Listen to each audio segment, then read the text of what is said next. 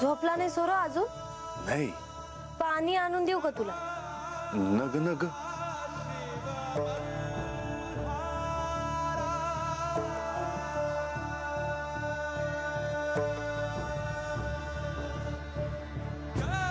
भानुबाई, तुम्हाला मला काय बाई सांगायचं आहे वय ना? आओ बोला जी, मनात काय बी ठेवू नका बघा. भानुबाई, तुम्हाला एक सांगतो बर का, तुम्ही मला जे बी काय सांगाल ना, तुम्ही कोणास मी सांगणार नाही बर का.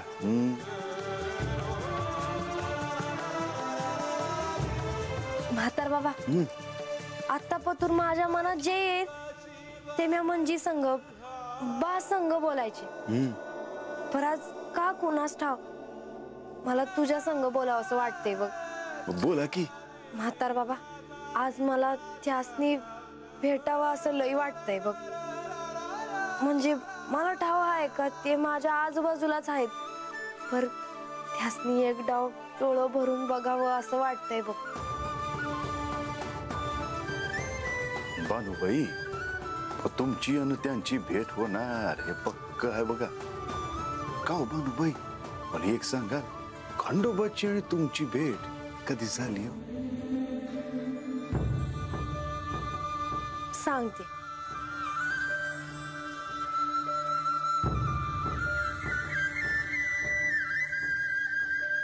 बानू, तुझ्या मनाची घालमेल मला समजत आहे.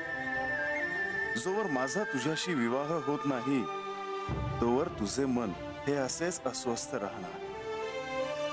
बानू, लवकरच आपला विवाह होणार आहे, पण आता मी हे तुला नाही सांगू शकत. मी लग्न करून या गडावर आले.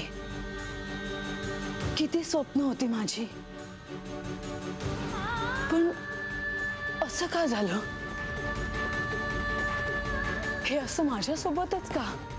देवी, हाच प्रश्न इथे प्रत्येक मनुष्याला पडलेला असतो, परंतु काळ चक्रातून मागे मागे जाऊन त्याला भूतकाळात डोकावून पाहता येत नाही. तुम्ही श्री खंडेरायांच्या अर्धांगिनी आहात, तुम्हाला ते सहज शक्य आहे. परंतु काही कारणामुळे तुम्हाला गतजन्मीचं विस्मरण झालं आहे. देवी,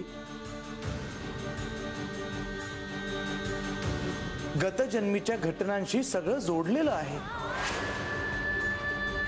मी हिला तुमच्या साक्षीने एक वचन देते की कृतयुगात मल्हारी मार्तंड अवतारात ही तुमची अर्धभार्या होईल.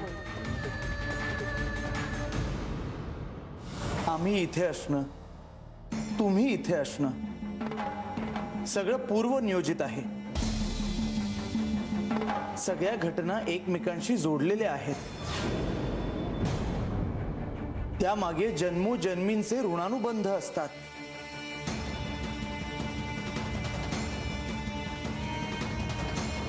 म्हणजे याचा अर्थ माझा आणि बानूचाही पूर्वजन्मीचा संबंध आहे.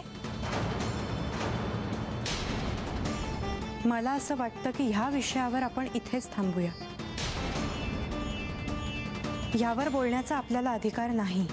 नाही, असं नका करू. माझं मन सगळं समजून घेण्यासाठी तळमळत आहे. तुम्हाला जर काही माहिती असेल तर मला सांगा, मला कळलं पाहिजे. लक्ष्मी देवी, मला यांना आता सगळं सांगावंच लागेल. होय, भानूचे आणि तुमचे गतजन्मीचे ऋणानुबंध आहेत. तुम्ही दोघी एका नात्यात बांधल्या गेल्या होता.